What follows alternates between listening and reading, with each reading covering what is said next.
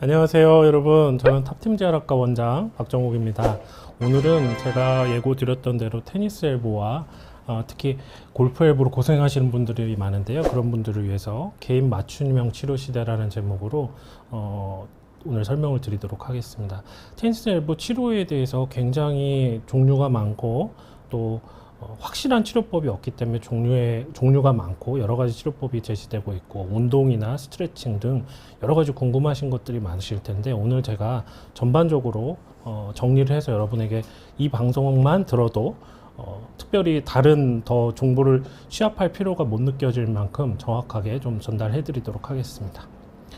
우선은 제가 지금 보여드린 그림이 테니스 엘보 설명드리기 앞서서 한라산 사진을 이렇게 하나 올려놨습니다. 한라산 사진을 왜 올렸나 생각하실지 모르겠는데, 우리가 제주도에 가서 이 한라산을 보면은 굉장히 아름답고 가까이 있는 산처럼 이렇게 보이는 경우가 많거든요. 그래서 이거 나 뭐 지리산도 가봤고 뭐 더 심하다는 악산들, 뭐 특히 설악산 같은 데 다 가봤는데 이거 너무 만만한 산이다, 완만하고 금방 갈 것 같다, 이렇게 테니스 엘보를 처음부터 좀 쉽게 보는 경향들이 좀 있습니다. 그런데 실제로 이 한라산 한번 등반해 보시면 아는데요, 가도 끝이 없고, 그 가다 보다가 뭐 예쁜 좋은 풍경들도 나오지만 가도 끝이 없고, 뒤를 돌아봐도 내가 온 게 맞나, 또 가도 이거 언제 도착하나 싶을 만큼 만만치 않은 산이라는 걸 발견하게 됩니다. 그런 것처럼 이 테니스 엘보도 실제로는 굉장히 어려운 질환입니다. 근데 처음에 이거 금방 좋아지겠지, 이까짓 거면 좀 성가시다고 생각하시고 출발하셨던 분들이 만만치 않은 치료와 시간 때문에 굉장히 고통스러워 하시는 게 사실입니다.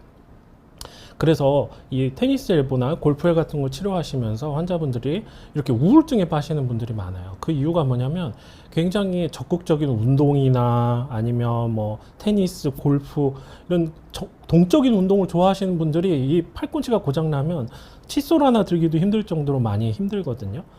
그런데 이걸 하지를 못하니까 굉장히 막 우울증에 빠지고 실제로 이렇게 무기력증에 빠지는 경우도 많이 봅니다. 그래서 저희가 이 테니스 엘보를 치료할 때 그냥 단순히 팔만 치료하는 게 아니라 환자분의 멘탈을 관리해 드리고, 그리고 좋아질 겁니다 이렇게 정서적으로 지지하고, 심리적으로 이렇게 이것이 원래 좀 어려운 병이고 오래 걸립니다 이렇게 안정하는 그런 심리적인 치료까지 필요한 좀 어려운 병으로 되어 있습니다.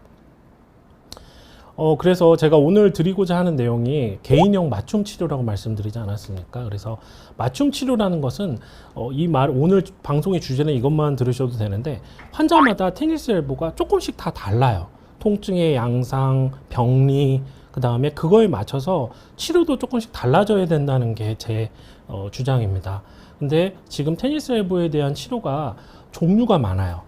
뭐 치료제도 많고 방법도 많아요. 그거는 뚜렷하게 하나의 치료법이 완벽하게 치료하는 법이 없기 때문이기도 하지만, 정확하게 A라는 형태에는 A-라는 치료가 필요하고, B라는 치료에는 B-라는 이런 치료가 매칭이 잘 되면, 저는 여러 가지 치료법 중에 맞춤형으로 잘 치료하면 여러 가지 좋은 호전을 일으킬 수 있다고 믿고 있습니다.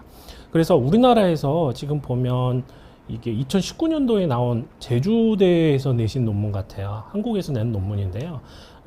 외상가염을 치료하는 최신 트레이드라는 그런 제목의 논문이 있습니다. 그래서 최근에 나온 여러 가지 최신 트렌드의 최신 경향을 다 총망라한 시스테믹 리뷰 논문인데요. 보시면 뭐 주사 종류에는 스테로이드 주사 써 있고, 뭐 리도케인 마취 주사, 자가혈, 그 다음에 혈소판 풍부 혈장 치료, 뭐 PRP 주사, 보톡스, 여러 가지 뭐 주사들이 있는데요. 이 모든 치료법에도 불구하고 6개월 이상 지속적으로 아픈 경우에 이제 수술까지 가게 되는 경우도 있죠. 그래서 저는 뭐 수술하는 의사가 아니기 때문에 수술이 가지 않도록 비수술적 치료법에 대해서 여러분한테 좀 안내해 드릴 거고요. 테니스 엘보의 병리에 대해서 조금 설명드리도록 하겠습니다. 테니스 엘보는 뭐 테니스하고는 크게 상관이 없죠. 누구나 생길 수 있고요. 전 인구의 1에서 3% 정도 생기니까요.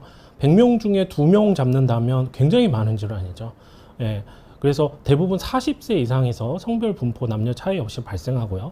외상가염은 과도한 스트레스가 계속 반복되어서 발생된 미세 외상이라고 알고 계시면 되겠습니다.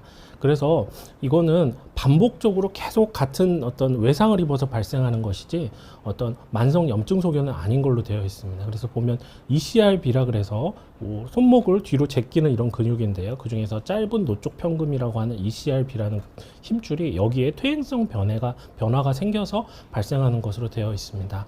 그래서 외과적 치료에 대해서 뭐 어떠면 수술을 해야 된다 그런 적응증이나 합의는 현재 없는 상태입니다. 그래서 뭐 퍼센트 정도만 나와 있고 어떤 치료에 대해서 뭐 수술을 해야 된다 말아야 된다는 어떤 치료 의사의 주관이 좀 개입되고 있는 그런 상황들이고요.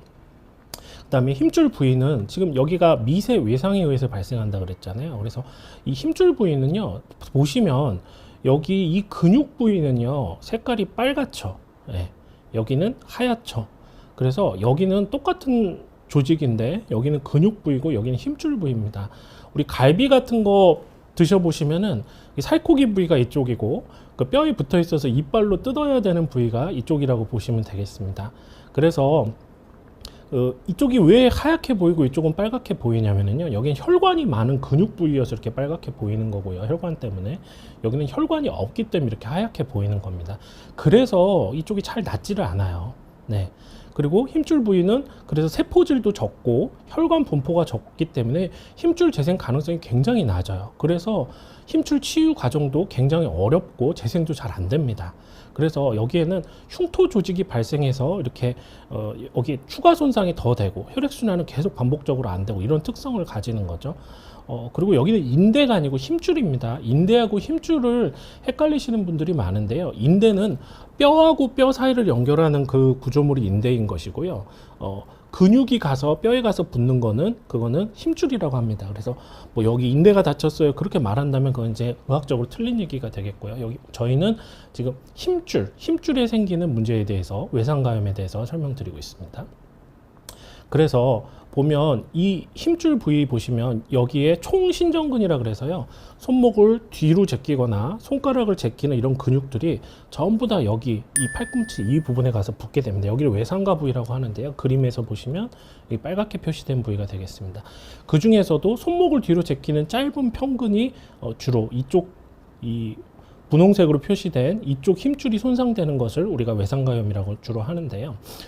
이쪽에는 여러 가지 구조물이 있습니다. 이쪽 손목 짧은 편근, ECRB라고 하는 짧은 노쪽 손목 편금도 있고요. 위로 지나가는 긴 노쪽 손목 편금도 있습니다. 하여튼 외상가염의 가장 흔한 원인은 ECRB, 짧은 노쪽 손목 편금이 되겠고요. 가끔 이 힘줄을 다 뜯어내고 나면 근육을 뜯어내고 보면 이 머리띠 인대, 꼭 여자분들이 머리에 하는 머리띠 인대 같이 생겼죠. 한자로는 환상인대라고 하는데요. 이런 머리띠 인대, 그 다음에 외측에 있는 캡슐, 관절낭이죠. 그 다음에 지나가는 요골신경, 그리고 손가락 편근. 이 ECRB라는 손목을 펴주는 근육 밑에 손가락을 펴는 EDC라는 근육이 있습니다. 그래서 이 근육이 하는 일은 이렇게 손가락을, 특히 2, 3, 4번 손가락을 이렇게 들어 올리는 역할을 하게 되는데요. 외측 상가염은 퇴행성, 반복적인 외상에 의해서 미세외상에서 발생하는 힘줄병으로 손목을 신전하거나 회전하거나 이런 것 때문에 힘줄의 스트레스로 발생하는 것이죠. 이 그림에서 두 가지를 꼭 기억하셔야 되는데요. 하나는 이 힘줄을 뜯어내고 나면 이런 인대 구조물이 있다 그랬죠. 삼각형으로 팔의 바깥쪽에 안정성을 잡아주는 이런 인대들이 있는데요. 그 중에 보시면 여기 보면 LUCL, Lateral Ulnar Collateral Ligament, 곁인대라고 하는데요. 가쪽, 좌쪽, 그러니까 바깥쪽에 척골 쪽에 있는 곁인대라는 게 있습니다. 우리가 잘 환자분들이 익히 아는 게 지금 보면 여기 RCL이라 그래가지고요. 바깥쪽에 있는 노쪽 곁인대가 있는데요. 이 레터럴을 뺀 UCL이라는 인대가 이 반대편, 그러니까 지금 저희는 이쪽 바깥쪽 팔을 보고 있는데요. 안쪽에도 UCL이라는 다른 인대가 있습니다. 그게 아니고요. 바깥쪽에 존재하는 레터럴이라고 써 붙인 레터럴 얼라 콜라테럴 리가먼트, 영어로는 LUCL이라고 부르는 인대가 있는데요. 이 인대가 굉장히 많이 같이 동반 손상이 있습니다. 근데 의사들이 이 인대를 많이 놓쳐요. 생각도 안 하는 경우가 많습니다.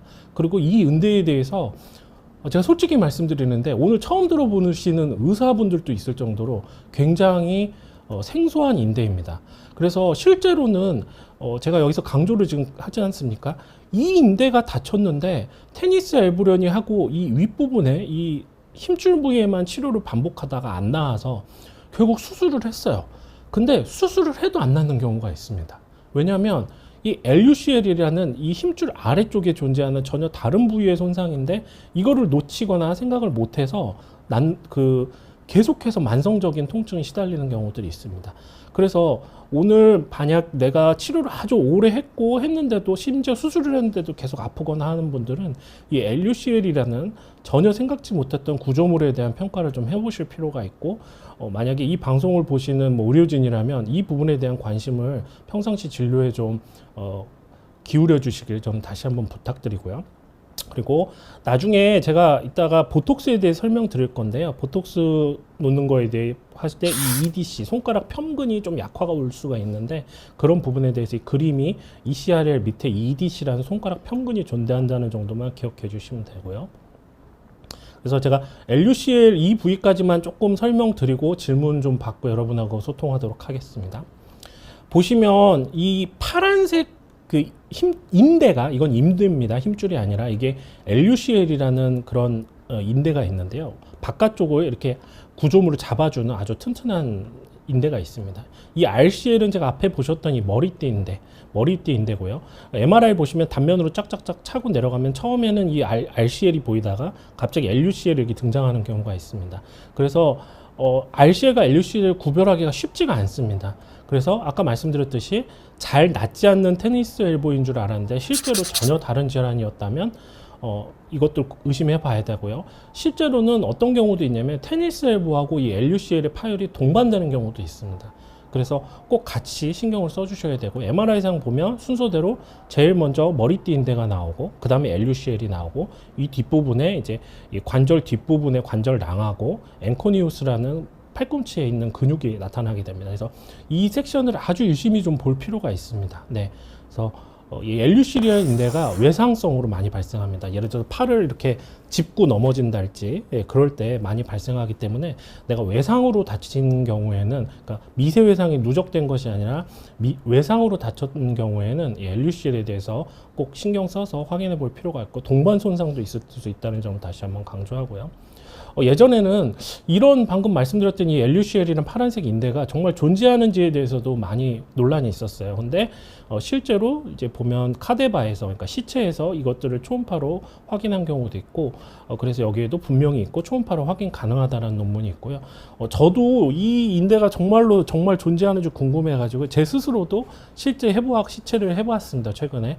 근데 정말로 확실히 존재하는 인대이고 팔을 우리가 안쪽으로 이렇게 할 때 팔이 이렇게 굽혀지질 않잖아요. 팔이 안쪽으로 이렇게 들어가지는 않잖아요. 이쪽 보면 팔이 이렇게 안으로 돌아가지는 않잖아요. 그래서 요거를 잡아주는 아주 튼튼한 인대가 바로 LUCL의 역할이 되겠습니다. 그래서 이건 초음파, 고해상도 초음파만 있으면 충분히 검진이 가능하다는 점, 그 부분까지 좀 설명드리고요.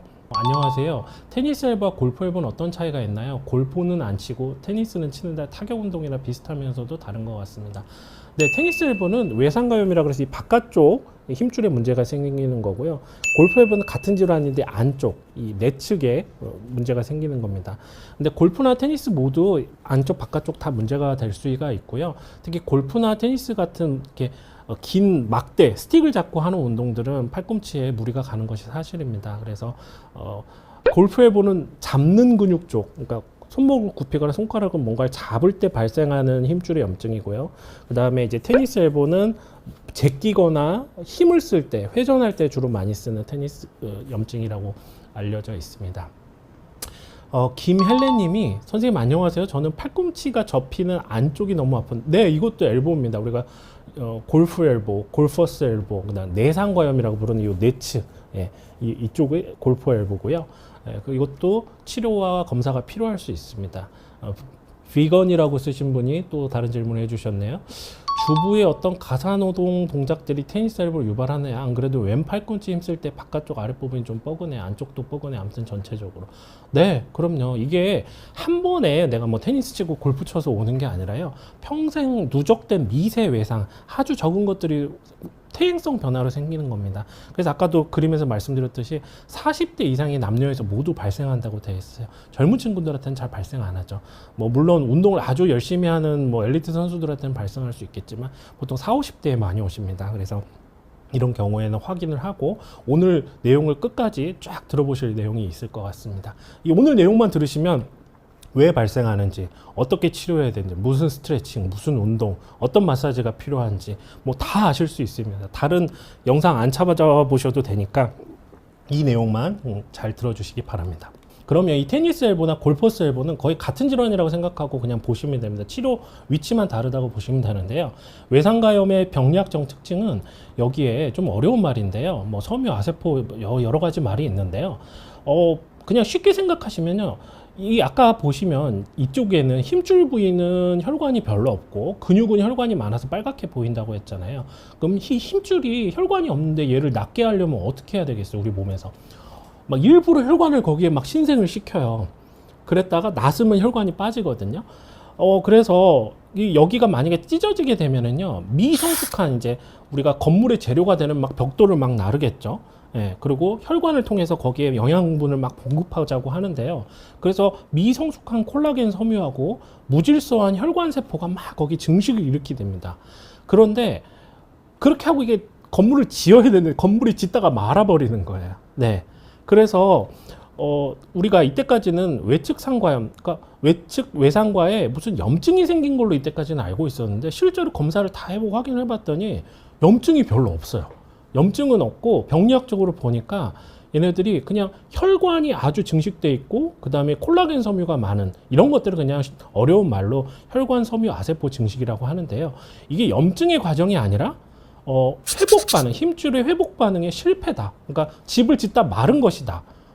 이렇게 이해하시면 되겠습니다. 그래서 이때까지 외상가염, 우리가 늘 그렇게 부르기 때문에 그래서 여기 제가 미스노모로 붙였어요. 이름 자체를 잘못 붙인 거죠. 그래서 염증이라고 생각하고 치료를 했는데 알고 보니까 염증이 반응이 아닌 거예요. 어떻게 보면 회복의 반응의 실패 이렇게 기억하시면 되겠습니다. 그래서 이 외상가염의 소염 치료를 자꾸 하는 것이 의학적으로 근거가 없는 거예요. 예.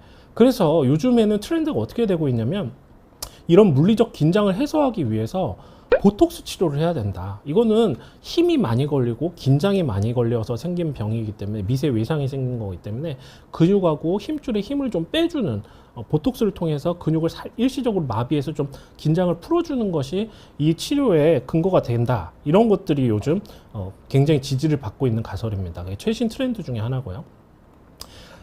그래서 그렇게 알고 계시면 되고 또 초음파로 봐봤더니 아까 말씀드렸던 것처럼 힘줄이 비후되고 이질적인 혈류 증가, 그러니까 계속 혈관 세포가 막 증가하고 이런 구조적 특징을 보여요. 지금 한참 안 좋을 때는요. 그리고 MRI를 이렇게 찍어보는 경우가 있는데요. 사실은 이 힘줄 자체의 문제만 있으면 초음파로도 충분히 알 수 있습니다. 그래서 반복적으로 요거를 보기 위해서 매번 MRI를 찍을 필요는 전혀 없다고 생각하고요. 다만 관절 부위, 그 다음에 근육의 부종, 이 안에 염증, 그 다음에 이 안에 연골이 또 들어있거든요. 무릎처럼 반달 연골 같은 것이. 이런 것들을 전체적으로 다 평가하기 위해서는 MRI를 찍는 거죠. 이 오른쪽에 MRI 사진 같은 경우는 저한테 오신 환자분 사진인데요. 다른 병원에서 별의별 치료를 했는데 다 안 나오셨어요. 근데 보시면 이분은 이 외상가염뿐만 아니라 이 뇌 쪽에 연골까지 같이 까져 있습니다. 그래서 이런 걸 복합손상이라는데 이런 경우 회복이 잘 안 되죠. 이런 경우에는 초음파만으로는 여기까지가 잘 안 보일 수 있습니다. 깊어서. 이런 경우에는 MRI를 찍을 필요가 있다는 어떤 예로서 한번 보여드린 거고요. 다시 한번 이거 이제 체크하는 방법은 뭐냐면 이건 집에서도 체크해 보실 수 있습니다. 내가 외상가염이 왔는지 보시면은요, 팔을 이렇게 굽혀야 됩니다. 팔을 굽힌 상태에서 저 한번 크게 확대해 주실래요? 예. 팔을 굽힌 상태에서 본인은 손목을 위로 제끼려고 이렇게 노력을 하시고요. 그 다음에 반대편 팔로 이걸 아래로 내리려고 하고 손목을 위로 제끼려고 막 이렇게 했을 때 이쪽 부위에 통증이 느껴지면 이걸 코젠 테스트라고 하는데 그러면 이 외상가염이 있는 게 거의 확실합니다. 예. 그래서 이렇게 손목을 굽히게 되면 이 짧은 노쪽 평근뿐만 아니라 긴 노쪽 편금도 있거든요. 그게 ECRL이라고 되어 있는 ECRB 위에 있는 건데요. 또 상완 요골근 이 두 가지가 힘이 빠진 상태에서 얘한테만 힘이 걸리는 걸 확인할 수 있는 검사입니다. 그래서 집에서 그냥 본인 힘 한 손으로도 할 수 있어요. 이렇게 하시고 이렇게 위로 제낀 다음에 내가 이렇게 아래로 제끼려고 했을 때 여기 통증이 느껴진다. 그러면 외상가염이 있다라고 그렇게 아주 높은 확률로 말씀드릴 수 있겠습니다. 만약에 이 문제가 있다면 병원을 방문하셔서 상태를 확인하시고 오늘 뒤에 나오는 여러 가지 치료 방법 중에 하나를 선택하시는 게 맞을 것 같고요. 제가 지금 여러분한테 설명해야 될 내용이 상당히 많아요. 그래서 지금 보시면 제가 만화를 의학 웹툰을 만들어서 제 탑팀제약학과 유튜브 사이트에 올려놨는데요. 두 가지를 이 치료법에 대해서 하기 전에 여러분한테 만화로 좀 알려드릴게요.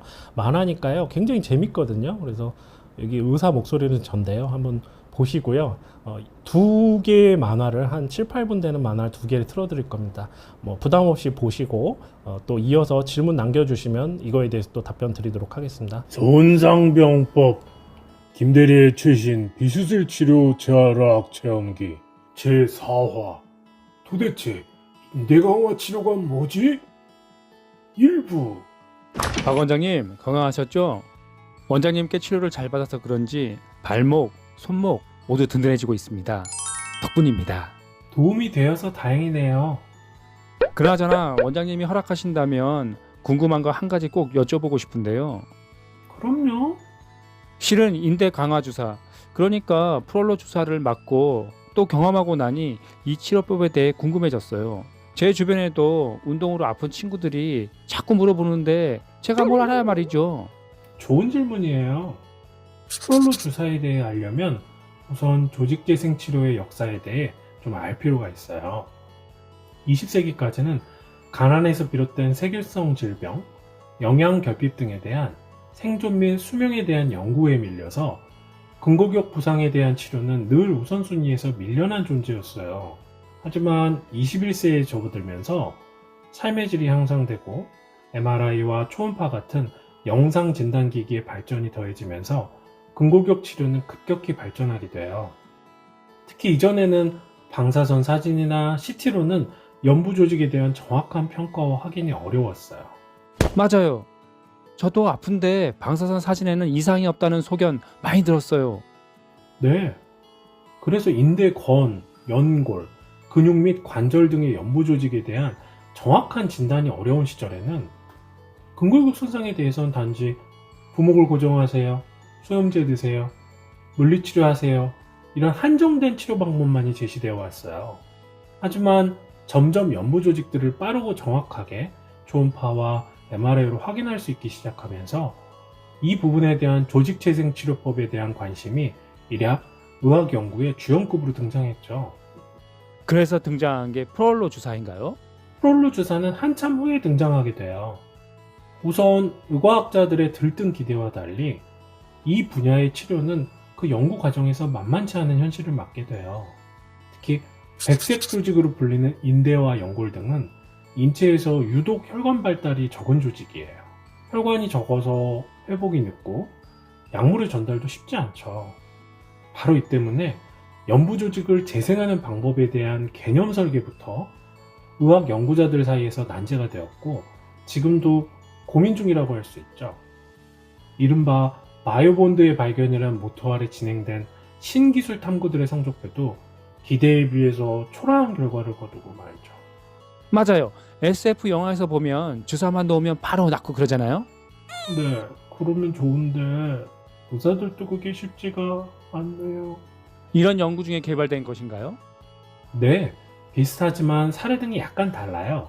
프롤로 주사는 미국의 외상외과 의사였던 헥겟 등이 고농도의 포도당을 인대 손상 부위 및 골 접합 부위에 주사하는 실험을 시작해서 알아낸 치료법이에요. 우선 동물 실험의 증거를 확보하고 실제 환자의 임상회복 사례들을 활발히 소개하며 근골격 치료 분야의 새로운 개념 및 방식으로 자리 잡게 되죠. 이 치료 방법은 포도당만을 사용하기 때문에 우선 부작용이 없죠. 그리고 손상 부위의 근본적인 재생과 회복을 유도하는 치료법으로 자리 잡게 됩니다. 그렇다면 어떻게 치료 효과가 나는 걸까요? 이게 제일 궁금해요. 네, 그림처럼 손상된 연부 조직에 고농도의 포도당 용액을 주사하면 그 부위에 낮은 정도의 자연적인 염증 반응을 유도하게 돼요. 이 반응이 나타나면 인체는 이를 감염이나 손상으로 인식하게 되고, 인체는 이 부위에 면역세포를 동원해서 해당 부위의 세균 번식을 막을 튼튼한 새 조직을 상처처럼 증식시키는 면역 반응이 연이어 나타나며 호전되는 거죠. 저한테는 좀 어려운데요. 좀 더 쉽게 설명해 볼게요. 가끔 동해안 지역에 북한 간첩이나 잠수함이 침투하면 조용하던 시골에 군과 경찰이 모두 몰려들어 경계를 강화하고 조사를 해서 해결하려고 하겠죠. 프롤로 주사도 이와 비슷한 원리예요. 의사가 주사로 포도당을 고농도로 손상 부위에 주입하면 신체에 군인과 경찰 역할을 하는 백혈구가 외부에서 균이 침입한 상황으로 인지하게 됩니다. 그리고 이 백혈구가 달려들어서 조직의 재생 속도를 촉진시켜주는 것으로 이해하시면 됩니다. 어떻게 보면 우리 인체를 살짝 속이는 것이기도 하죠. 비상사태 지역에 군과 경찰이 몰려들어 해결하는 상황과 같다고 보면 되겠네요. 역시 김대리. 암튼 이 프롤로 치료는 단지 근골격 손상에 소염제만 주던 답습에서 벗어나 향후 미래 근골격 치료의 핵심이 될 가능성이 아주 크다고 봅니다. 또 이런 개념은 이후 연부 조직을 강화할 치료법을 찾는 의학자들에게 단순 치료제를 찾는 것이 아니라 신체 면역을 이용한 치료를 해야 한다는 발상의 전환을 준 것은 틀림없는 사실입니다. 더 쉽게 프롤로 치료를 스포츠에 비유한다면 스테로이드라는 선발 투수밖에 없던 야구팀에 심지어는 마무리 투수까지 가능한 든든한 롱 릴리프 중간 투수가 구해진 셈이죠. 정말 적절한 표현이네요.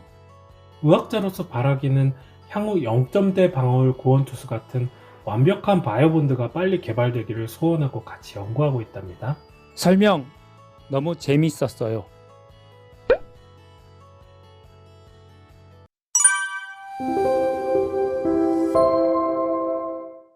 손상병법 제5화. 도대체 인대강화 주사가 뭐지? 2부. 원장님, 저 또 왔습니다. 자주 뵙네요. 어서와요. 지난 시간에 프롤로 주사에 대해 너무 어렵게 설명한 거 아닌가 싶나요? 그 반대인데요. 오히려 주사를 맞고 나서 하루 이틀 묵직한 느낌이 드는 게 말씀하신 대로 제 몸 안에 면역 반응이 일어나 낫는 중이다 싶은 생각이 들었습니다. 그래서 그런지 발목과 손목이 더 안정된 느낌이에요. 그런데 제가 이것저것 검색하다 보니 DNA 주사니 콜라겐 주사니 여러 주사 종류가 있더라고요. 그래서 프롤로 주사와 어떻게 다른지 좀 궁금해졌어요. 네, 많이들 물어보시는 질문이에요. 이른바 DNA 주사는 이름처럼 무슨 유전자가 들어있는 것은 아니고요. 조직 재생에 도움이 되는 핵산 조각, 더 쉽게 말하면 아미노산이 들어있는 주사입니다. 조직 재생 주사 중 한 종류라고 보시면 됩니다. 콜라겐 주사는 폭염처럼 콜라겐이 어떤 역할을 하는 것은 아니고요. 콜라겐은 약을 담아두는 그릇 역할만 하는 것이에요. 재생 효과는 이 콜라겐 안에 함유된 성장 인자가 담당하게 됩니다. 어렵네요. 이 조직 재생 치료도 저번 시간처럼 좀 설명해 주시면 안 될까요? 네, DNA 주사와 콜라겐 주사를 이해하려면 의학적으로 조직 재생 주사라고 부르는 약물의 개발 역사를 좀 알면 더 이해가 될 거예요. 의학인데 꼭 역사 시간 같네요. 우선 이 조직 재생 치료의 역사를 공부하다 보면 재미있는 점이 등장하는데, 이 치료가 실제로 사람보다는 오히려 특정 동물을 대상으로 치료가 발전해 오게 됩니다. 네, 사람이 아닌 동물이요? 네, 그 동물은 바로 말이었어요. 말이요? 자동차가 없던 시절에 말은 교통과 전쟁, 통치를 위해서 없어서는 안 될 아주 중요한 존재이자 재산 목록이었죠. 특히 전쟁의 핵심 요소였던 전투말을 치료하는 마의는 동서양을 막론하고 사람을 치료하는 의사보다 더 귀한 대접을 받아온 것이 역사적 사실이에요. 생각해보세요. 생사가 오가는 전쟁터나 소식을 급히 전하는 파발마 등이 부상을 입었을 때 이들을 치료하는 것은 전쟁의 승패나 소식 전달의 속도를 결정하는 아주 중요한 요소였겠죠? 그러네요. 특히 말들의 다름질로 인한 다리 쪽의 힘줄과 인대 손상에 대한 치료의 투자와 발전은 이러한 역사적, 경제적 요구 아래 지속해서 이어져 왔죠. 요즘도 승마나 경주마도 몸값이 엄청 비싸던데 지금도 말 치료에 관한 연구가 많은가요? 지금도 여전히 말은 사람만큼 중요한 건인대 손상 치료의 주요 대상이기도 합니다. 현대에 접어들면서 초기의 임상 의사들과 연구자들의 관심은 마치 어떤 해독제를 찾듯이 특수물질을 찾아서 먹거나 손상 부위에 바르거나 주사로 주입하는 약을 연구하는 것이 주류를 이루었습니다. 내가 먼저 찾아내야지. 이렇게 레이스하듯 광범위한 연구가 경쟁적으로 시작되었죠. 하지만 이런 후보 물질들의 몇 가지 조직 재생 효과의 증거에도 불구하고 최근까지도 이른바 바이오본드라는 이름까지 붙여 기대했던 탁월한 물질이 발견되지는 않았어요. 이를테면 조직 성장인자, 핵산 단백, 식물성 혹은 동물성 천연재료부터 합성 물질에 이르기까지 광범위한 리서치가 있었죠. 하지만 이 물질들은 의과학자들이 기대했던 결과를 내지 못하게 됩니다. 그래서 나온 것이 우리가 익숙한 자가혈을 이용한 혈장 풍부 혈전, PRP나 줄기세포, 스템셀 등이죠. 하지만 이 또한 유의한 결과를 내지 못하자 연구자들은 기존 연구 방식에 회의를 품고 다른 방법을 찾기 시작했어요. 해결해야 할 문제 중 가장 크게 대두된 것은 체외 실험에서는 효과를 보이던 조직재생 물질들이 움직이는 체내 생체 조직에서는 약물이 머물러 있지 않고 주변으로 분산 흡수되어 버려서 효과를 보지 못하는 점이었어요. 이를 해결하기 위해 연구자들은 신재생 물질을 찾기보다는 기존에 제시된 재생 물질을 다른 물질을 섞어서 이 어려움을 개선하려고 합니다. 특히 생체 내에서 이 물질들을 고정해주면서 지속해서 약효가 발생하도록 도와주는 이른바 컨테이너 물질을 찾는 것에 추가적 관심을 쏟게 됩니다. 아까 콜라겐 주사가 그런 역할을 한다고 하셨는데 그 개념이군요. 네, 맞아요.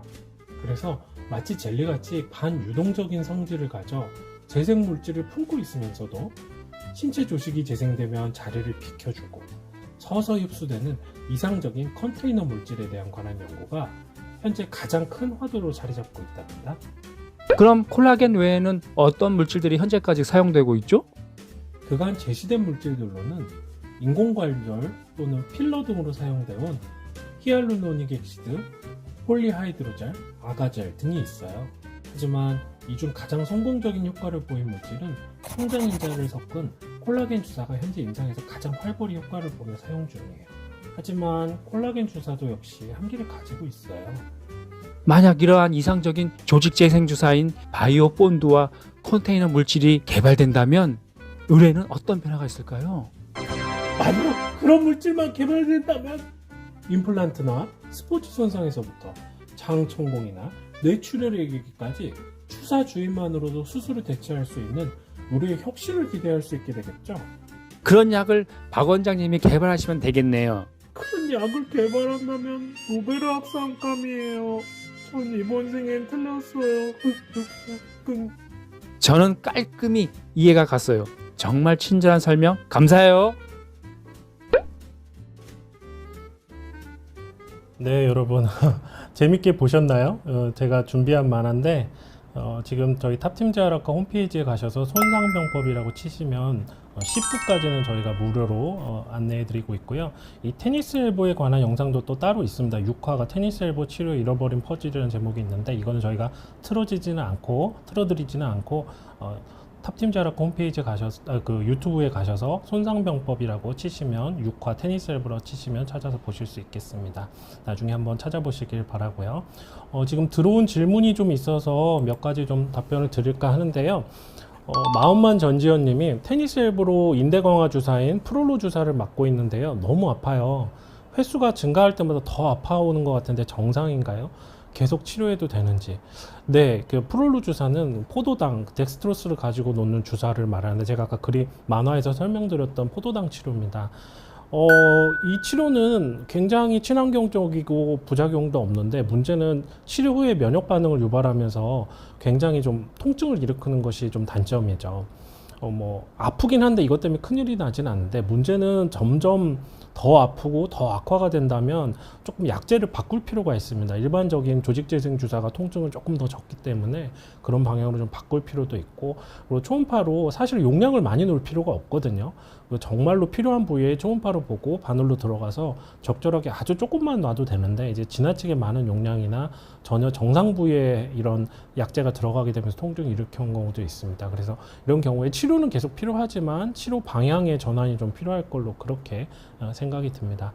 그 외에도 여러분들이 질문해 주셨는데 조금 더 진행하다가 말씀드리도록 하겠습니다. 그래서 이제 앞에서 보셨던 내용을 바탕으로 여러분께 치료법에 대해서 좀 더 설명드리도록 하겠습니다. 치료법은 보셨듯이 보통 스테로이드 주사가 외측 상과염의 그 관절 안의 치료 혹은 건의 치료하는 가장 주류로 남아 있고, 리도케인 주사와 혼합하여 그 효과를 증가시킬 수 있다라고 되어 있습니다. 그래서 예전에는 거의 스테로이드라는 선발투수밖에 없었던 지금 상황에 뭐 프롤로 치료라든지 PRP라든지 여러 가지 주사들이 나와 있는데요. 최근에는 이제 PRP라고 몸에서 혈소판을 따로 분리하여서 놓는 혈장 주사, 그다음 보툴림 톡신, 그다음 리도카인 이런 것들이 계속 남아 있습니다. 근데 아까 그 힘줄의 보툴림 독소의 최신 연구 결과에 보면 그 보톡스가 근육을 살짝 일시적으로 마비시켜서 근육의 긴장을 해소하고 물리적 외상이나 미세 외상을 줄여준다고 되어 있는데요. 이것이 그 감각신경도 일부 차단하기 때문에 억제된 통증 신경 전달 경로를 좀 억제하여서 진통 효과도 일으키고요. 아까 말씀드린 물리적인 긴장도 감소시켜주고, 그 다음에 이 보톡스가 우리 혈관도 일종의 근육으로 이루어져 있기 때문에 보톡스를 놓게 되면 혈관이 긴장이 빠지면서 혈관이 좀 확장되게 됩니다. 그래서 근육 내 혈액을 증가시켜서 힘줄의 손상의 치유 결과를 개선한다고 이렇게 되어 있습니다. 이 외에도 뭐 자가혈액 제제, 자기의 골수에서 뽑는달지, 자기 그 힘줄에서 뽑아가지고 놓는 이런 것들 자가혈액 제제라고 하는데, 이런 것들 또 PRP 이런 것들이 코티코스테로이드, 그러니까 스테로이드 주사는 좀 단기적으로는 효과가 있지만 3개월 이내에 그 효과가 사라지고 향후에도 장기적으로 좋은 결과를 주지 않다라고 되어 있습니다. 그래서 이런 자가혈액 제제가 통증 완화 및 팔꿈치 기능에 중장기적인 효과가 있다라고 계속 결론이 나오고 있고요. 그 외에 충격파도 도움이 된다고 되어 있습니다. 수술적인 경우는 보통 전체 환자가 100명이라면 4에서 11%인데 6개월 이상 치료에 반응하지 않는 경우 수술이 필요하다고 알려져 있는데, 저는 이 기간에 대해서는 별로 동의하지는 않는 편이고요. 6개월 이상이다 하더라도 그 환자 상태에 맞는 맞춤형 치료를 잘 받지 못해서 6개월 이상이 되었다면 오히려 보존치료적 치료를 그거에 맞춰서 진단에 맞춰서 한번 해보고, 그래도 안 되는 경우에 수술적 치료를 고려하시거나, 제가 생각하는 수술적 치료는 완전 파열인 경우에는 수술적 치료를 고려하시는 게 맞고, 부분 파열이나 그 정도가 심하지 않다면 웬만하면 보존적 치료로 다 치료할 수 있다라고 저는 그렇게 생각하고 있습니다. 또 질문이 좀 있네요. 아자님이 저는 왼쪽 팔인데요. 팔을 접으면 접히는 부분부터 아래 옆선을 타고 겨드랑이 쪽 가기 전까지 아프기도 하고 쓰려면 많이 아픈데 그쪽이 혈이 막혀 있죠. 글쎄요, 저는 뭐 한의사가 아니어서 혈이 막혔다는 그런 개념으로 말씀드릴 수는 없을 것 같고요. 만약에 이렇게 그 아래 옆선을 타고 겨드랑이 쪽까지 아프다면 이거는 근육통이나 아니면 경추 8번 목 디스크 증상일 가능성이 더 있어 보이고요. 그 내상과염이 아파서 이쪽 그 삼두근을 좀 많이 사용하면서 그쪽에 통증이 생기는 경우도 있는데, 이 말씀만 듣고는 정확하게 알기는 좀 힘들 것 같습니다. 또 이어서 갈게요. 그래서 스테로이드 주사 효과에 대한 고차를 좀 보시면요.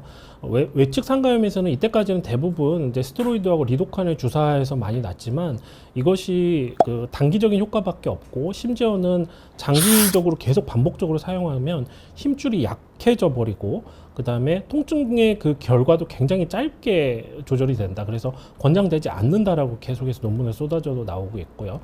외측 상가염은 그 이유가 염증성 반응이 아니라 반복된 퇴행성 미세 외상이기 때문에 스테로이드 치료가 이 외상가염에 계속해서 반복적으로 치료하는 것은 지지되지 않고 있습니다. 특히 최근에 RCT라 그래서 그 무작위 검사라 그래서 이건 좀 믿을 만한 논문들인데요. 그 중에서도 2019년, 17년에 각각 보톡스를 가지고 비교한 논문들이 있는데 둘 다 유의한 결과들이 좀 나왔습니다. 특히 2017년 논문을 보면 16주간 관찰을 해서 보면 보툴리눔 톡신을 근육 내에 혹은 힘줄 내에 놓은 것을 스테로이드 치료하고 좀 비교한 게 있었는데요. 큰 차이는 치료 효과에 큰 차이는 없었기 때문에 굳이 스테로이드를 칠 필요가 없고요. 스테로이드 치료에서 유일한 차이는 스테로이드 치료의 효과가 좀 좋아지는 게 빨리 나타난다. 하지만 유지되지는 않는다. 이렇게 되어 있습니다.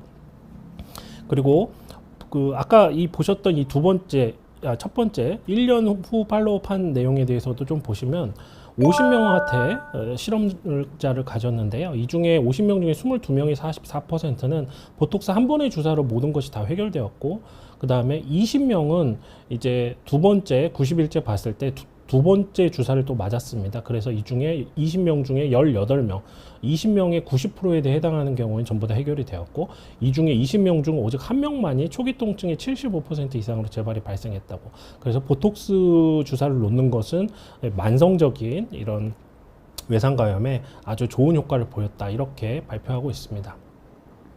또 두 번째 보시면 이건 Journal of the Bone and Joint Surgery라고 외과 쪽에서 낸 논문인데, 보톡스 주사가 테니스 엘보에서 유익한 치료법이라는 결론을 내렸고요. 외래에서 간편하게 수행할 수 있고 환자 작업 능력을 손상시키지 않는다고 되어 있는데요. 다른 보톡스 논문들을 보면 아까 제가 ECRB라는 이 근육 밑에 EDC라는 손가락 편근이 있다 그랬잖아요. 그래서 보톡스의 특징이 주사를 놓으면 여기 머물러 있지 않고요. 주변 근육으로 다 이렇게 얘네들 살아있는 균이기 때문에 이렇게 다 타고 가거든요. 그래서 EDC까지 침범을 하기 때문에 이런 경우에는 하고 나서 일부 환자들에서 이게 손가락을 펴는 근육의 힘이 좀 떨어진다라는 그런 보고들이 부작용으로 보이는 건 사실이지만, 뭐 보톡스는 시간 지나면 3개월 지나면 다 펴지고 큰 부작용이 없는 거기 때문에 크게 너무 걱정 안 하셔도 될 것 같습니다. 그래서 보톡스의 효과에 대해서 다시 한번 좀 정리를 해드리면요. 아세틸콜린이라는 그 세포 전달 물질을 억제하여서 근육을 마비시켜서 신경 자극을 차단하는 원래 신경 독소였죠. 근데 신전 근육을 마비시켜서 그 힘줄의 긴장을 줄여서 자발적인 복구를 유도하고요. 통증을 감소시킵니다. 이게 특히 염증성 물질인 서브스턴스 P나 뭐 이런 것들을 매개체를 방출하여서 씻어버려서 통증 지각을 감소시키고, 또 여러 연구에서 다른 주사 치료하고 비교해서 통증이 임상정에서 유리한 장기적으로 아주 유의한 역할을 보였다고 되어 있고요. 외과접이 개입이 필요한 환자에서 수술을 가기 전에 한번 해보는 걸로 크게 좋다 이렇게 되어 있습니다. 그래서 여러분이 이제 내가 계속해서 테니스 엘보를 치료했는데 일반적인 방법에 반응을 안 하는 경우에 수술로 가기 전에 보톡스 치료를 한번 시도해 보시는 것이 논문에서도 제안하고 있는 바입니다. 커뮤니티 질문인데, 제가 2년 정도 마우스 하면 전완근이 굳는 느낌이 나고 통증이 있었습니다. 턱걸이 하다가 전완근이 다친 적이 있습니다. 그래서 유튜브에서 치료법을 보고 이 스트레칭을 했는데 전완근의 통증도 느껴집니다. 잘 되는 것 같긴 한데 문제는 주먹을 쥐고 스트레칭을 하고 손을 피려고 하면 손이 잘 안 펴집니다. 시간이 지나면 다시 돌아오는데 계속 이 스트레칭을 해도 되는지 궁금합니다. 문제 있을까요? 이게 맞는 건지 잘 모르겠습니다. 병원에 갔을 때 쉬라고만 합니다. 쉬는데 고쳐지지가 않아서 답답합니다. 엄지를 꽉 쥐려고 하면 전완근이 아픕니다. 제가 이따가 이 부분에 대해서도 다 설명드릴 겁니다. 그리고 스트레칭은 두 가지가 있습니다. 이제 재활 강화 운동이 있고 스트레칭이 있는데요. 이게 장기적으로는 도움이 된다고 돼 있는데요. 환자분들의 특징이 뭐냐면 왜 빨리 안 좋아지지, 왜 빨리 안 좋아지지 하면서 굉장히 단기적인 효과를 보시려고 합니다. 이 테니스 엘보 스트레칭은 장기적으로 낫게 하는 것이지 이거 몇 번 했다고 해서 바로 1, 2주 안에 좋아지는 게 아닙니다. 그리고 강화 운동이라는 게 있는데 이따가 제가 소개할 겁니다. 전부 다. 강화 운동은 아주 답답할 정도로 천천히 해야 됩니다. 그래서 뭐 편심성, 뭐 원심성 운동, 동심성, 구심성 운동 이런 게 있는데 이건 사실 의사들의 이제 학술적인 영역이긴 한데 유튜브에 굉장히 많은 스트레칭과 운동이 나와 있습니다. 근데 제가 보고 있으면은요. 정말 잘못 전달하고 있는 내용이 너무 많고요. 그리고 그것들을 제가 정리해서 이따가 다 보여드릴 겁니다. 그런데 제가 확실히 말씀드립니다. 운동도 스트레칭도요, 통증이 참을 만한 범위 내에서 시행해야 되는데, 만약에 아픈 걸 참고 네가 이기나 내가 이기나 보자는 식으로 승부 보려는 듯이 그렇게 하면 절대 호전이 안 되고요. 그 다음에 저 정도 양상이면 스트레칭만으로는 낫지 않습니다. 가끔 뭐 유튜브 영상 보면 이것만 알면 다 낫는다, 한 방에 낫는다, 그렇게 간단한 병이 아니에요. 제가 전문의 돼서 지금 10년 이상 이 치료를 하고 있고, 저희 직원들하고 제가 같이 세봤는데요. 하루에 적게 보면 테니스 엘보 환자를 15명에서 제가 한 20명 이상 보거든요. 그런데요, 운동만 해가지고 낫는 경우는 굉장히 드뭅니다. 막 의사들이 달라들어서 계속해서 뭐 치료하고 뭐 운동이나 별걸 다 해도 이게 잘 낫지 않는데, 그냥 너무나 무책임하게 운동하면 다 낫는다, 그렇게 간단한 병이 아닙니다. 그래서 운동이나 스트레칭에 대한 지나친 맹신을 좀 줄여주시고요. 이거는 그냥 추가로 추가 치료로 조금 더 도움이 되게 한다고 생각하시면 되고요. 운동은 정말 자신이 없으면 안 하셔야 됩니다. 왜냐하면 이거 정말 중요한데요, 우리나라 사람들은 성격이 급해요. 그래가지고요, 운동을 천천히, 치료 운동을 아주 천천히 하라 그러면 자기가 만족이 안 됩니다. 그래서 막 무게도 엄청 많이 높게 하고요, 막 순간 막 이렇게 반복적으로 합니다. 그렇게 하면 더 아픕니다. 예. 그래서 통증을 오히려 유발하게 돼요. 그래서 잘할 자신 없으면 쉬는 게 낫고요. 스트레칭은 장기로 보고 해야 되고, 스트레칭만으로 낫기는 쉽지 않은 질환이다, 이렇게 이해하시면 되겠습니다. 좀 더 진행할게요. 외상거염에 대한 치료 중에 스테로이드 주사하고 그냥 일반 물리치료하고 좀 비교했는데요. 보면 일반 물리치료하고 스테로이드 주사는 단기적으로 스테로이드 주사가 좀 효과가 있지만 중장기적으로는 별로 영향을 좋지 않다, 이렇게 되어 있고요. 아까 말씀하셨듯이 수기치료 뭐 이런 건 마사지 같은 걸 말하는 건데, 운동 스트레칭은 단기적인 효과가 있긴 한다고는 하지만 이거는 별로 없고, 실제로는 운동과 스트레칭은 장기적인 효과로 봐야 된다는 의견들이 더 대세가 되겠습니다. 또 외상가염에서 스테로이드 주사가 일반적인 옵션이지만, 이 스테로이드 주사하고 재생 주사를 비교했을 때 장기간의 추적 관찰에서는 성공적이었어요. 그래서 특히 스테로이드 주사는 다시 한번 말씀드리지만 단기적으로는 엄청 좋아지지만 중장기적인 유지 효과도 없고 부정적인 효과를 보여준다, 이렇게 이해하시면 되겠고요. 재생 주사는 이것도 효과가 좀 늦게 나는 편이다. 그러니까 이 테니스 엘보라는, 골프 엘보라는 질환 자체가 우리나라 사람들이 힘들 수밖에 없는 게 성격이 너무 급해서 그래요. 그냥 당장 좋아지면 좋겠고, 그러니까 스테로이드를 좋아하는 거예요. 당장 맞고 나면 당장 다음 날부터 좋아지거든요. 근데 오래 가질 못해요. 한 달 이상 가질 못해요.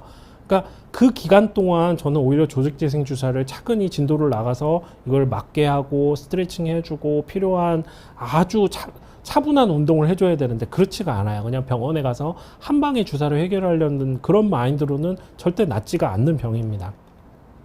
또 이 외상가염에서 스테로이드 주사하고 플라시보 주사를 둘 다 했는데 둘 다 임상적 악화를 보였고, 1년 후에 장기적으로는 차이가 없었다. 그러니까 스테로이드 주사 맞고 잠깐 좋아진다 해서 그게 낫는 게 아니다라는 걸 다시 한번 강조드리고요. 이거는 제가 아까 만화에서 보였던 DNA 주사라고 그랬잖아요. DNA 주사는 그 안에 무슨 DNA가 들어있는 건 아니고요. DNA를 구성하는 물질에는 핵산이라는 것이 좀 들어있는 물질인데요. 이것도 그냥 재생 주사의 일종입니다. 그래서 프롤로 주사하고 거의 비슷한 효과를 보이는 제제인데요. 이건 케이스 논문이어서 아까 보였듯이 이렇게 미성숙한 섬유 아세포하고 혈관이 뭉쳐져 있던 것들이 이거 주사 놓고 나서 나중에 이런 것들이 사라지면서 체인지를 보였다, 좋은 결과를 보였다라는 케이스 논문입니다. 우리나라에서 발표하신 것 같고요. 이건 서울대에서 발표한 논문인데, 이 PDR이라는 것과 프롤로 세라피, 그러니까 프롤로 주사를 비교를 했는데 둘 다 큰 차이는 없고 둘 다 안전하고 효과적인 시술법이다, 주사제다, 이렇게 돼 있는데, 근데 이 PDR이라는 주사는 비싸요. 프롤로 주사는 이제 스펠링이 틀렸네요. TH인데 그 프롤로 주사는 저기예요. 이거는 그냥 포도당이에요. 이거 완전 싸요. 근데 둘이 효과가 똑같아요. 그럼 뭘 쓰겠어요? 예, 프롤로 주사를 쓰는 게 맞죠. PDR에는 프롤로 주사가 통증이 있지만 PDR에는 안 아프나요? PDR에는 아프거든요. 예, PDRN도 굉장히 통증이 심한 편입니다. 재생주사치고 DNA 주사도. 그래서 저는 DNA 저어서 프롤로 주사하고 아무런 차이가 없다면 굳이 DNA 주사를 써야 될 이유를 저는 잘 모르겠습니다. 그래서 환자가 프롤로 세라피를 너무 아프거나 힘들어할 때 대체적으로 써볼 수는 있겠지만 일률적으로 DNA 주사를 써야 될 이유를 저는 잘 모르겠고요. 그다음에 이제 콜라겐 주사는 가끔 필요할 때가 있습니다. 이 콜라겐 주사도 보면 이게 파일럿 스터디라 이때까지 이때까지 이 콜라겐 주사의 그 테니스 엘보의 치료에 대한 논문이 별로 없었어요. 그래서 이것도 보면 타입1 콜라겐을 매주 5번에 한 주에 걸쳐서 5번 콜라겐 주사를 시행하고 1개월을 하고 3개월째 설문조사를 해서 결과를 좀 봤는데요. 1개월째 좀 다른 조직 재생보다 좀 빠르게 회복한 효과를 좀 보였다고 돼 있고요. 3개월째도 비교적 좋은 결과를 보였다고 돼 있는데 이것도 연구가 더 필요한 것으로 보입니다. 근데 이제 콜라겐 주사는 좀 다른 점이 있어요. 콜라겐 주사는 아까 그림에서 만화에서 말씀드렸는데 콜라겐 주사는 그릇 역할을 한다고 제가 말씀드렸잖아요. 콜라겐이 낫게 하는 게 아니에요. 그 텔레비전에서 막 콜라겐 먹는 콜라겐 선전하고 하니까 콜라겐 때문에 우리가 낫는 줄 아시는데 콜라겐은 그냥 약품을 담고 있는 그릇 역할을 하는 거예요. 근데 아까 뭐가 문제라 그랬죠? 뭐 DNA 주사든 프롤로 주사든 어떤 종류의 액체 주사를 여기 놓게 되면 다 흘러나가 버려요.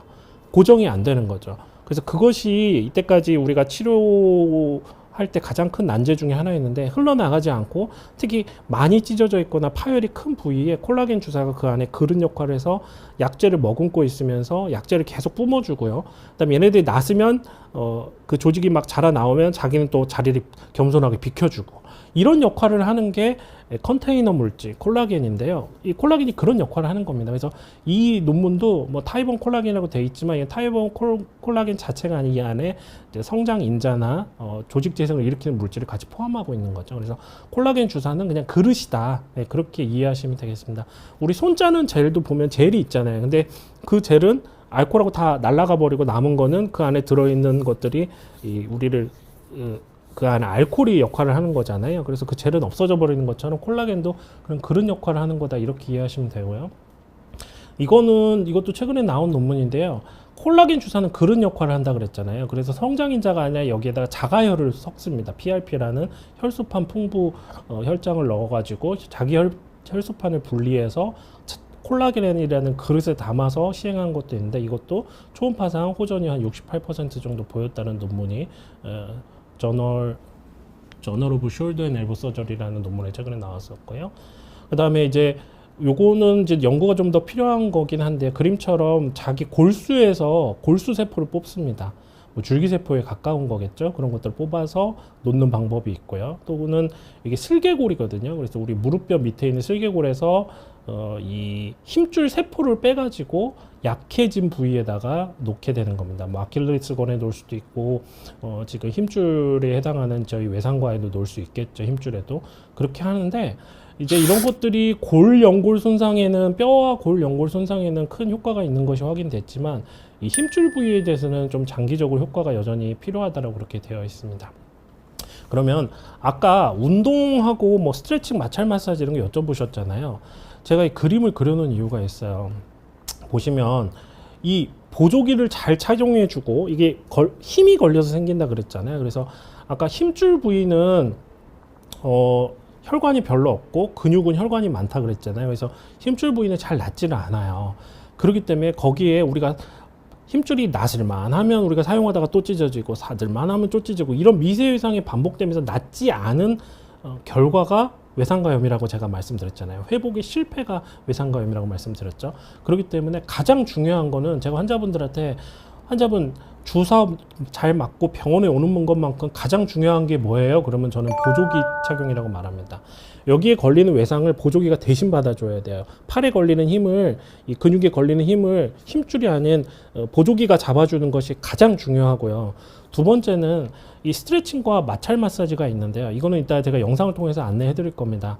이건 굉장히 안전한 방법이고 통증이 심하지 않은 범위 내에서 하면 마치 제가 써놨죠. 여기 서울 부동산처럼 이게 안정적인 치료입니다. 별로 손해볼 게 없어요. 이거 해가지고 더 악화되는 경우는 거의 없습니다. 반면에 그 인터넷상에서 뭐 돈심성 운동, 편심성 운동 뭐 이거 하면 다 낫는다 이런 운동이 나와 있는데요. 한 방에 뭐 몇 주 만에 좋아지는 법은 아예 없습니다. 그런 거 기대도 하지 마시고요. 그리고 이 운동을 제가 말씀드렸죠. 답답할 정도로 천천히 해야 된다고요. 그리고 무게를 아주 낮춰서 1kg 미만, 가능하면 맨손으로 하거나 뭐 0.5kg 이하로 이렇게 해야 되는데요. 우리나라 사람들 그렇게 안 해요. 막 2kg, 3kg씩 들고 막 아싸 막 이렇게 하다가 더 많이 다쳐요. 그래서 잘할 자신이 없으면 그냥 안 하고 쉬는 게 제일 낫습니다. 그리고 스트레칭과 마찰 마사지는 해주는 게 좋고 보조기는 꼭 차셔야 되고요. 이런 거 안 차고 내가 운동만으로 낫는다? 제 생각에 악화될 가능성이 더 많습니다. 그래서 운동은 주식이나 코인처럼 좀 위험한 리스크가 있는 투자고요. 보조기, 스트레칭, 마찰 마사지는 부동산처럼 아주 안전한 투자라고 보시면 됩니다. 그래서 주식이나 코인에서 돈 버는 사람도 많잖아요. 자신 있으면 하세요. 근데 어렵습니다. 그렇게 이해하시면 될 것 같고요. 오늘 이 테니스 엘보와 골프 엘보를 완치할 수 있는 치료 기밀을 제가 알려드릴 건데요. 이것도 영상 알려드리고 거의 마무리 되겠습니다.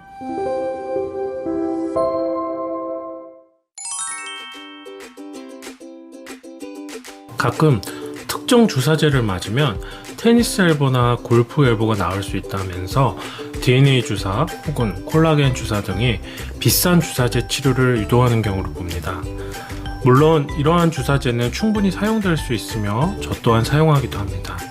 게다가 그 효과 또한 어느 정도 입증되어 있는 것도 사실입니다. 하지만 테니스 엘보와 골프 엘보에 있어서 정말 중요한 점은 주사제 자체가 아닙니다. 정확한 병변에 대한 평가와 진단이 그 첫 번째이며 두 번째로는 주사 치료를 시행할 때 약물을 얼마나 정확히 병변에 전달하고 매번 조직의 회복 정도를 초음파로 확인하고 관리하느냐가 더 중요합니다. 다시 말하면 병변의 종류와 크기를 정확히 초음파로 확인하고 주사를 놓을 때에도 초음파 영상 유도하에 정확히 주사제가 주입되어야만 한다는 점입니다. 그리고 매번 내원시마다 파열되었던 힘줄의 재생 정도를 직접 영상으로 확인하고 이에 따라 재활의 강도를 특정해주는 작업이 필수적입니다. 만약 어떤 병원에서 주사제의 종류나 가격만을 강조하며 초음파를 이용한 진단이나 영상 유도 없이 주사 치료를 감에 의존해 시술한다면 그 효과는 장담할 수 없다는 것입니다. 그러므로 반드시 초음파를 이용한 진단과 치료, 그리고 회복 모니터링과 재활 안내까지 가능한 병원을 꼭 치료 병원으로 선택하시기 바랍니다. 또 다른 치료 방법 중에 체외 충격파가 있습니다. 체외 충격파는 무통 효과를 일으키는 것으로 알려져 있는데요. 그 원리는 통증에 대한 역치를 높여서 같은 자극에도 통증을 덜 느끼도록 도와줍니다. 또 힘줄과는 달리 비교적 혈관 분포가 풍부한 뼈 부위에 충격을 주어 혈관 분포가 적은 힘줄의 재생을 유도하는 역할을 합니다. 하지만 지나친 고출력의 체외 충격파는 오히려 뼈 껍질인 피질골에 손상을 줄 수 있습니다. 그리고 이로 인해 지나친 통증이 발생하여 이 체외 충격파를 환우로 하여금 기피하기까지 하는 경우도 다반사입니다. 또한 정확히 병변이 타겟팅되지 않은 상태로 체외 충격파 치료를 시행하는 것은 마치 허공에 난사한 기관총처럼 결코 그 효과를 보기 어렵다고 알려져 있습니다. 그래서 반드시 초음파 영상 유도하에 약간의 리도케인과 조직 재생 물질이 함유된 주사를 주입하고 이어서 초음파 영상을 확인하면서 정확한 병변을 타겟팅하여 체외 충격파를 시행하는 것이 필수적으로 요구된다고 말씀드릴 수 있습니다. 이어서 충격파 에너지로 발생한 조직의 손상이 확대되지 않도록 아이싱으로 마무리를 해준다면 가장 이상적인 엘보 치료가 된다고 생각합니다. 다시 한번 강조하지만 주사제의 종류가 중요한 것이 아니라 정확한 영상학적 진단과 술기, 그리고 정확한 병변에 체외 충격파 등이 시행되는 것이 더 중요하다는 점을 거듭 밝힙니다. 이상이 진료 의사에 의해서 시행되어야 하는 부분이라면 다른 한 부분은 환우 스스로 시행해야 하는 부분입니다. 그중 가장 중요하고 강조되는 것은 바로 팔꿈치 보호 스트랩을 착용하는 것입니다. 이 스트랩 착용은 그 방법과 위치, 그리고 적용 시간 등을 영상과 함께 하나씩 설명드리겠습니다.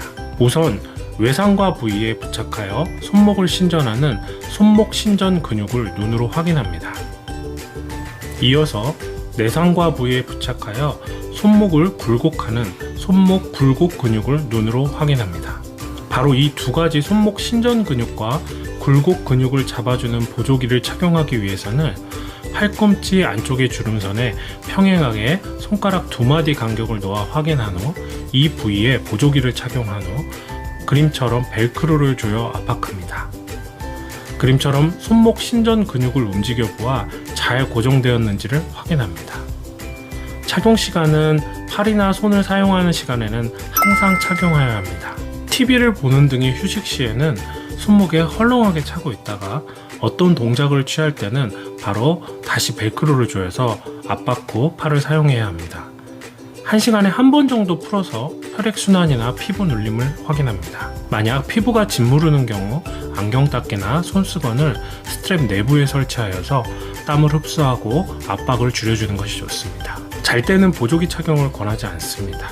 보조기는 치료 시작부터 완치 판정까지 변함없이 착용해야 하는 가장 중요한 치료입니다. 가끔 근육의 위축을 염려하시는 분들이 있는데 근육 볼륨의 회복은 쉬운 반면에 힘줄 치료 중 손상은 훨씬 자주 일어나기 때문에 보조기 착용의 이득이 훨씬 큰 것으로 판단됩니다. 두 번째는 마찰 마사지라고 부르는 프릭션 마사지입니다. 이 마사지는 힘줄 섬유의 재생을 촉진한다고 알려져 있는 비용이 들지 않고 언제 어디서나 시행할 수 있는 아주 훌륭한 치료법입니다. 하지만 주의할 점이 하나 있는데요. 바로 힘줄의 주행 방향을 따라서 마찰을 해주어야 한다는 점입니다. 만일 주행 방향을 거슬러 마찰 마사지를 시행하면 오히려 힘줄 재생에 악영향을 끼칠 수 있으니 이를 꼭 명심해 시행 바랍니다. 이 마찰 마사지를 정확히 알려드리기 위해 탑팀제약학과에서 영상을 또 준비했습니다. 첫 번째는 외측 상과염 마찰 마사지 영상입니다. 그림과 같이 손등이 위로 향하도록 팔을 뻗은 후 반대편 엄지손가락으로 통증이 있는 외상과 부위를 찾습니다. 그리고 영상처럼 위아래로 30초간 약간의 압력을 주어 마사지 해주시면 됩니다. 이를 하루에 20회 이상 충분히 시행해 주시면 됩니다. 외상가에 부착하는 손목 신전 힘줄의 주행 방향은 영상에 표시된 포스트잇을 참고하시면 됩니다. 두 번째는 내측 상과염 마찰 마사지 영상입니다. 그림과 같이 손바닥이 위로 향하도록 팔을 뻗은 후 반대편 엄지손가락으로 통증이 있는 내상과 부위를 찾습니다. 그리고 영상처럼 위아래로 30초간 약간의 압력을 주어 마사지 해주시면 됩니다. 마찬가지로 이를 하루에 20회 이상 충분히 시행해 주시면 됩니다. 내상과에 부착하는 손목 굴곡 힘줄의 주행 방향 역시 영상에 표시된 포스트잇을 참고하시면 됩니다. 마지막으로 환후 여러분께 알려드릴 내용은 주사치료 시행 후 4주 후부터 시행이 추천되는 힘줄 스트레칭 운동입니다. 초기 염증이 심한 급성기에는 추가 손상을 일으킬 수 있기 때문에 주의가 필요하며 보통 재생이 시작되는 3에서 4주 이후 힘줄의 재생과 구축을 방지하기 위해 통증을 감내할 수 있는 범위 내에서만 서서히 강도와 횟수를 늘려가야 합니다. 첫 번째는 외측 상가염 스트레칭 운동입니다. 앉거나 선 자세에서 손등이 위를 향하도록 팔을 쭉 뻗은 후 손목을 최대한 아래로 꺾습니다. 숨을 내쉬며 반대편 손으로 손등을 잡고 몸 바깥쪽으로 회전력을 주어 10초간 꺾어줍니다. 이때 외상가 부위에 힘줄이 늘어나는 느낌을 확인하여야 합니다. 두 번째는 내측 상과염 스트레칭 운동 영상입니다. 앉거나 선 자세에서 손바닥이 위를 향하도록 팔을 쭉 뻗은 후 손목을 최대한 아래로 꺾습니다. 숨을 내쉬며 반대편 손으로 손바닥을 잡고 몸 안쪽으로 회전력을 주어 10초간 꺾어줍니다. 이때 내상과 부위에 힘줄이 늘어나는 느낌을 확인하여야 합니다. 앞서 설명드린 병원 치료와 함께 스트랩 착용, 마찰 마사지, 스트레칭 운동을 병행한다면 까다로운 테니스 엘보, 즉 외상과염과 골프 엘보, 즉 내상과염의 회복은 따놓은 당상일 것입니다. 이상 탑팀 두목곰 박정호 원장이었습니다. 감사합니다. 여러분 이 영상은 저희 탑팀 제약학과 들어가셔서 테니스 엘보, 골프 엘보 이렇게 치시면 찾아서 다시 보실 수 있으니까요. 운동이나 스트레칭 부분은 조금 다시 숙지하시길 바라고요. 그래서 아까 말씀드렸던 것처럼 이제 저는 운동에는 강화 운동하고 스트레칭 운동 두 가지가 있는데 강화 운동은 보고 따라 하실 수는 있지만 아주 천천히 시행해 주실 것을 아주 낮은 무게로 하실 것을 다시 한번 안내 드리고 잘할 자신이 없으시면 안 하시는 게 낫다 이렇게 말씀드립니다. 두 번째는 이제 아까 말씀한 스트레칭 운동은 통증을 감내할 수 있는 범위에서 서서히 이것도 시행해 주시면 좋겠고, 마찰 마사지는 부지런히 시행해 주셔도 되겠습니다. 주행 방향만 기억하시고요. 자, 이제 거의 끝났습니다. 이 부분만 말하고 마칠 건데요. 근데 가끔 테니스 엘보가요, 단순 테니스 엘보가 아니라 보시다시피 이렇게 석회성 건염이 동반된 경우가 있습니다. 아주 만성적인 염증이 심하게 동반되는 경우에는 이렇게 석회가 생기는 경우가 있습니다. 심해서 생기는 경우도 있고, 또 하나는 석회가 좀 유난히 많이 생기는 분들이 있어요. 그래서 이런 경우에는 염증성 반응이 실제로 많이 있는 걸로 해당되는데, 저희 병원에 오셨던 분이에요. 아이들 가르치는 분인데 팔에 이렇게 석회가 생겨가지고 정말로 일상생활이 힘들 정도였는데, 다른 병원에 갔더니 이건 무조건 수술해야 된다, 수술할 거 아니면 주사치료 해달라고 하지 말아라, 그리고 진료도 안 봐주셨던 병원도 있다고 하더라고요.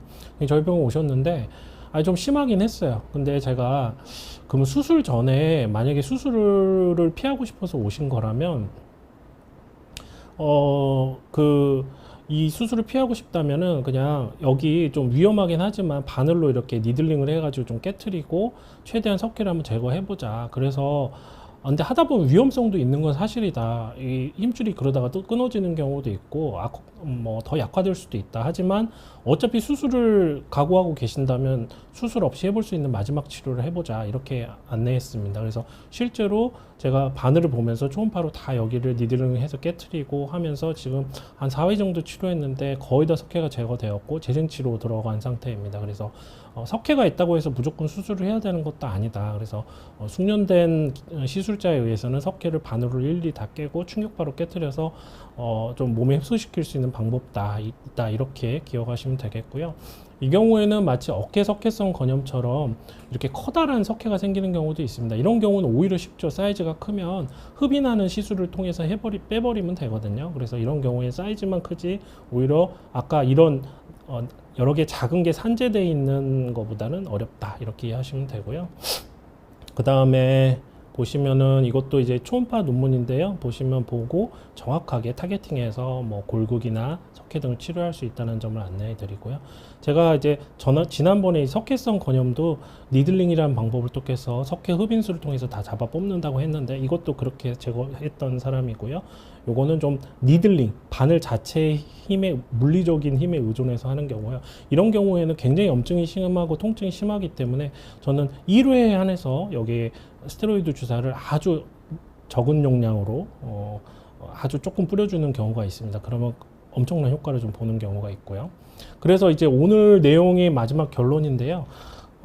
개인 맞춤형 치료라고 제가 제목을 줬는데 그거의 개요가 되겠습니다. 그래서 환자가 근육 긴장이 심하고 방사통이 이렇게 팔로 타고 내려오고, 다만 파열은 없고 비우된 그 퇴행성 힘줄 소견만 보인다면 다른 주사 치료보다는 염증성 주사 치료는 좀 피하시고요. 보툴린 톡신을 줘서 이 물리적 긴장을 해소한 후 재생 주사를 유지하시고, 아까 말씀드렸던 힘줄 스트레칭이라든지 프릭션 마사지, 그다음에 보조기 이런 것도 유지하면 나을 수 있겠고요. 반면에 파열이 너무 심하고 그리고 여러 군데 다발성으로 존재하는 경우에는, 이렇게 공간이 큰 경우에는 그런 역할을 해줄 콜라겐이 들어가고 그 안에 성장 인자가 이것들을 낫게 해주는 콜라겐 요법을 지속하는 것이 좋겠고요. 이거 효과도 좀 빠른 편이고요. 그 다음에 외상이 심하고 아까 그림에서 보셨던 것처럼 석회성 초음파 병변이 이렇게 보이는 경우에는 아주 적은 용량의 일회성 스테로이드 좀 놓고 니들링 후에 이것들이 좀 안정이 되면 일반적인 재생 주사를 통해서 회복을 유도하고 여러 가지 운동을 추가하는 것이 좋겠습니다. 중장기 치료로는 저는 이제 그 재생 주사의 종류가 여러 가지인데, 일반 아미노산 주사, 뭐 DNA 주사, 콜라겐 주사가 있는데 재생 주사는 필요하다고 보고 있고요. 프롤로 세라피는 굉장히 비용 대비 효과는 좋은 편이지만 통증이 좀 심한 편이라는 거 기억하시고, 그 다음에 주사 후 통증과 충격파 치료를 위해서 리도캔을 사용하지 않고 그냥 맹땅으로이라고 하죠. 우리가 그냥 맨땅에 헤딩하듯이 그냥 충격파를 하게 되면 환자분들이 견딜 수 없을 정도로 너무 아픕니다. 그래서 치료 후에 저는 충격파 치료를 하고 있고요. PRP나 자가열 치료는 굉장히 비용은 비싸지만 효과는 프롤로 치료나 조직 재생 주사를 상회하지 않기 때문에 저는 아직은 잘 사용하지 않고 있습니다. 비용 대비 환자가 부담해야 될 금액이 너무 크다고 생각되고요. 생물학적 강화 주사제는 앞으로 추가 연구가 고울하고 연골에는 확실히 입증이 돼 있는데, 이런 부분에 있어서 추가 연구가 더 필요하다고 이렇게 결론 내리도록 하겠습니다. 그래서 이런 환자의 상태에 따라서 여러 가지 치료 방향을 바꿔야지 모든 환자한테 다 똑같이 치료하고 안 낫네 그렇게 접근하는 것은 조금 더 그 환자의 진단과 평가에 더 신경을 쓰고 방법을 좀 바꿔줘야 된다고 그렇게 개인적으로 생각하고 있고요. 제가 아까 말씀드렸던 테니스 엘보 잃어버린 퍼즐이라는 그 웹툰을 좀 보시면 좋겠습니다. 지금 아까 논문에도 보시다시피 기존 조직 재생 주사와의 효과를 비교하기 위해서 프롤로를 사용할 정도로 프롤로는 이미 입증된 방법입니다. 그 뭐 치료에 대해서 동의를 안 하시는 거는 뭐 저도 어떻게 설득할 방법이 있는데요. 논문 게재도 많이 있습니다. 본인이 모르시는 거고요. 굉장히 안전하고 그리고 이미 입증된 내용이기 때문에 다른 논문을 쓸 때도 이 프롤로 치료하고 효과를 비교해서 어느 정도 상회하느냐 아니면 그보다 못 미치느냐 이렇게 하는 경우가 더 많습니다. 그래서 이미 뭐 주류 의학으로 편입된 지가 한참 지난 거여서 이거에 관해서 제가 논쟁을 하는 것은 별로 적절치 않을 것 같습니다. 환자분들도 부작용은 적은 반면에 아주 효과 있는 치료이기 때문에 저는 테니스 엘보가 아닌 발목이나 뭐 허리나 다른 부위에도 굉장히 많이 사용하고 있습니다. 네, 그렇게 이해하시면 되겠고요. 오늘 여기까지 설명드리고 마무리하도록 하겠습니다. 늦게까지 잘 따라와 주시고 끝까지 시청해 주셔서 감사드립니다. 다음 시간에 또 첫 번째 목요일 오전 11시에 만나 뵙도록 하겠습니다. 감사합니다.